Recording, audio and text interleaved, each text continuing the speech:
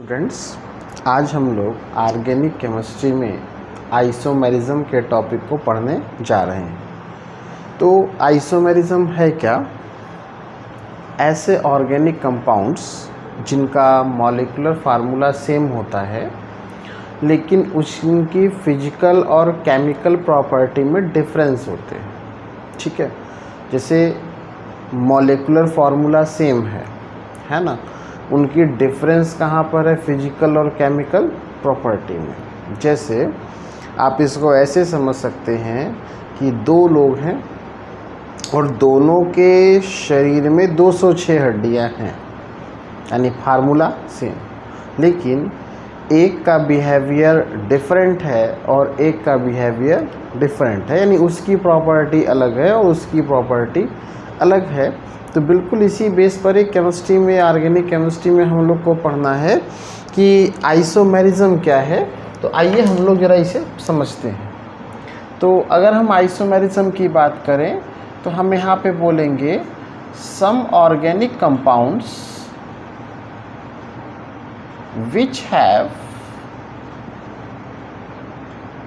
same molecular formula but differ in their physical and chemical property। अच्छा, तो ये physical property और chemical property क्या है? देखिए, फिजिकल प्रॉपर्टी का मतलब ये हुआ कि अगर कोई भी, जैसे देखिए, जैसे बाहरी चीज़ों पर आइस मैच कर रहे हैं किसी का, है ना, जो देखकर मालूम चले उसका कलर ऐसा है, उसका कलर ऐसा है, फिजिकल प्रॉपर्टी। उसने ऐसे कपड़े पहन रखे हैं, दो कंपाउंड है, हम देखकर बता रहे हैं इसमें इतने कार्बन है, इसमें इतने कार्बन है ना, एक का हेयर ब्लैक है, एक का हेयर वाइट। तो एग्जाम्पल्स हैं। तो जिनकी फिजिकल प्रॉपर्टी हम तो जो बाहर से मालूम चले। अब अगर कोई कंपाउंड रिएक्शन करने के बाद एक्सप्लोसिव नेचर का है ना, तो वो जो आफ्टर रिएक्शन मालूम चलता है उसे हम लोग केमिकल प्रॉपर्टी कहते हैं। आइए देखते हैं। तो जैसे आज एक एग्जांपल आपके सामने लेते हैं, वरना आप कहेंगे इससे बार बार क्या बात हो रही है, सेम मॉलिक्यूलर फार्मूला है, फिजिकल प्रॉपर्टी डिफरेंस है, केमिकल प्रॉपर्टी डिफरेंस है। जैसे मान लीजिए ये मॉलिक्यूलर फार्मूला C2H6O है, तो इसको आप अगर यह काउंट कीजिए, जनरल नाम हम लिख रहे हैं, इसका नाम है डाई मेथाइल ईथर, है ना। और ज़रा इसको देखिए, CH3CH2OH, इसका नाम है एथाइल एल्कोहल। तो दोनों के फॉर्मूला क्या है? सेम, कार्बन 2 हाइड्रोजन 6 ऑक्सीजन, दोनों में एक है, लेकिन दोनों में डिफरेंस क्या है? फिजिकल और केमिकल। कैसे? अब आप खुद सोचिए, एल्कोहल की प्रॉपर्टी कुछ और होगी और ईथर की प्रॉपर्टी कुछ और होगी।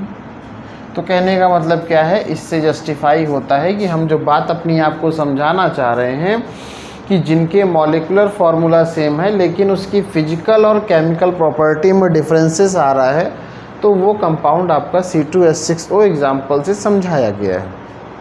आज हम लोग जो बेसिकली बात करने जा रहे हैं वो स्ट्रक्चरल आइसोमेरिज्म की करने जा रहे हैं। तो हमको पढ़ाना यही था क्योंकि इसी में सारे क्वेश्चन बनते हैं। लेकिन अगर हम आपको आइसोमेरिज्म के बारे में ना बताते तो थोड़ी सी बात गलत हो जाती, इसलिए इसको समझाना पहले बहुत ज़रूरी था। देखिए, स्ट्रक्चरल आइसोमेरिज्म में पहली बात क्या है?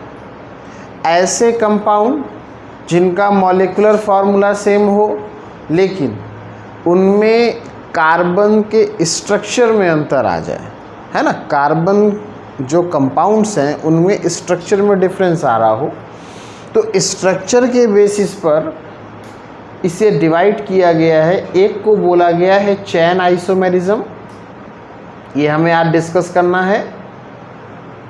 एक है पोजीशन आइसोमेरिज्म,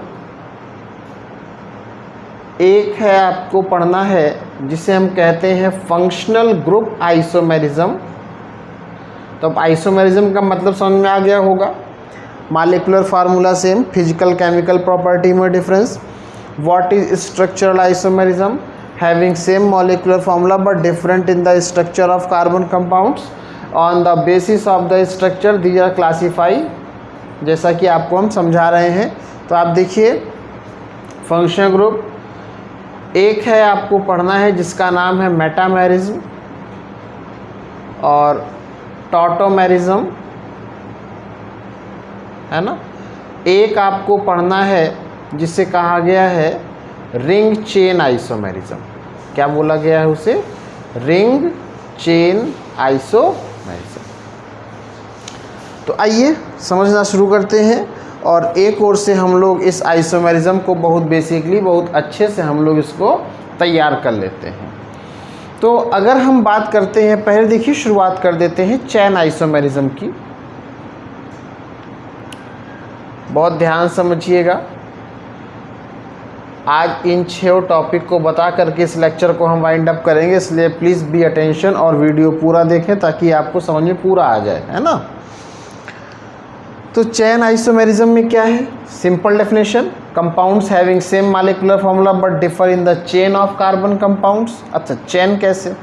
जैसे मान लीजिए एग्जांपल आपके सामने हम बतावें, C4H10, तो 4 कार्बन है, CH3 CH2 CH2 CH3, carbon की सीधी चेन है, इसे हम क्या बोलेंगे? Normal butane. अब इसे क्या किया जा सकता है? इसको कर ये सकते हैं कि अगर आप इस कार्बन की चेन को ऐसे कर दें, देखिए CH3 CH CH3 ऐसे, तो 1 2 3 4 कार्बन गिरेंगे, 10 आएगा। एक CH3 को उठा के यहाँ लगा दिया गया, जहाँ से हटाया गया है वहाँ का एक H कम, आइसो ब्यूटेन। इसके अलावा और कोई पॉसिबल चांसेस नहीं है।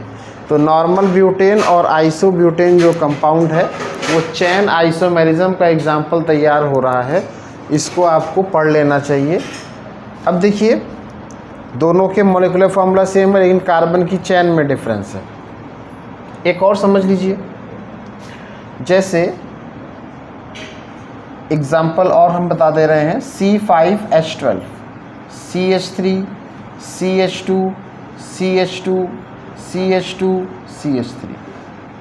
क्या करना चाहिए? 1 2 3 4 5 कार्बन, ये नॉर्मल पेंटेन। अब क्या कीजिए, CH3 CH CH3 CH2 CH3 count कीजिए, कितने carbon? 1 2 3 4 5, 5 carbon 12 hydrogen, isobutane. Carbon की चेन में डिफरेंस हो रहा है। एक तरीका और है, CCH3 CH3, क्या लिखा जा सकता है इसे? नियोपेंटेन। तो कहने का मतलब क्या है? तरीका बहुत था लिखने का। एक कंपाउंड के जितनी चेन बन सकती है उसे हम लोग क्या बोलते हैं? Chain isomerism. तो ये हमने आपको पहला जो तैयार करवाया है वो चेन आइसोमेरिज्म है। अब देखिए क्लास, चेन आइसोमेरिज्म के बाद एक आइसोमेरिज्म है जिसे हम लोग कहते हैं पोजीशन आइसोमेरिज्म। क्या बोला गया? Position isomerism.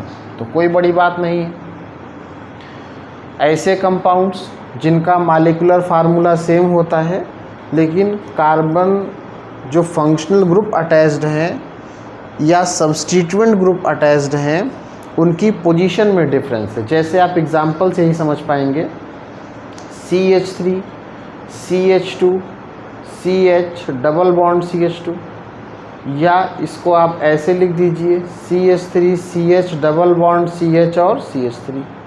तो इसे आप क्या पढ़ेंगे? ब्यूटीन 1। इसे आप क्या पढ़ेंगे? ब्यूटीन 2।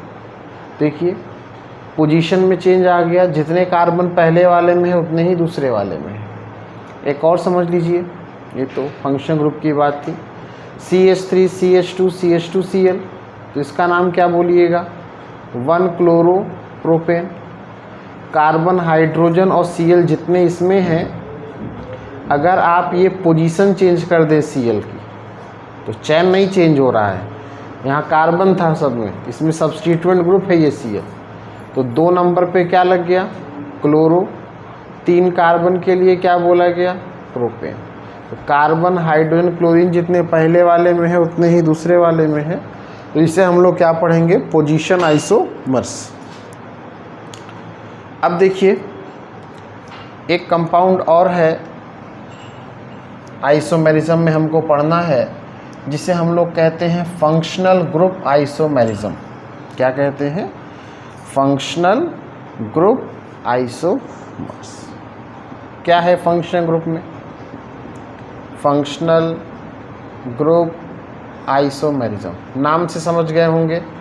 फिर आपको याद दिलाएं, chain isomers which have same molecular formula but differ in the chain of carbon compounds. Position isomerism which have same molecular formula but differ in the position of functional group और substituent groups. Functional group isomerism which have same molecular formula but differ in the functional group of compound. जैसे आप देखिए CH3, CH2, CHO, carbon 3, hydrogen 6, oxygen 1। इसमें कौन सा functional group लगा हुआ है? एल्डिहाइड। जितने कार्बन, हाइड्रोजन हैं, आप देखिए इसको ऐसे भी लिख सकते हैं CH3CO CH3। इसमें कौन सा ग्रुप लगा हुआ है? Ketone. Both have same molecular formula but differ in the functional group of the compound, तो फंक्शनल ग्रुप आइसोमेरिज्म है ना। तो इस तरीके से ये फंक्शनल ग्रुप आइसोमेरिज्म हो गया कि कार्बन देखिए इसमें 3 है, हाइड्रोजन 6 है, ऑक्सीजन 1 है। एक और एग्जांपल समझिए, जैसे CH3 CH2 COOH है और CH3 COOCH3 है। आप गिनिए इसके अंदर कार्बन कितना है? 3, हाइड्रोजन 6, ऑक्सीजन 2। इसमें वही है, लेकिन इसमें कौन सा ग्रुप लगा हुआ है? ये कार्बोक्सिलिक एसिड। कौन सा एसिड? कार्बोक्सिलिक। और यह कौन सा ग्रुप लगा हुआ है? ईस्टर। तो both have same molecular formula but differ in the functional group of compound, then it is called functional group isomerism.